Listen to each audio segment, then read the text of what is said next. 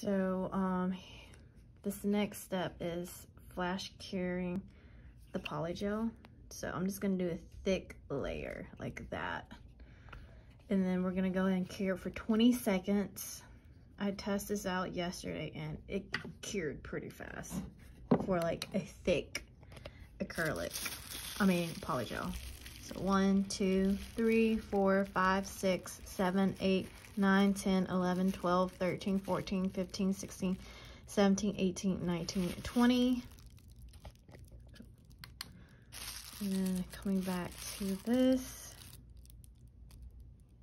as you can see, it's hardened. Y'all, sorry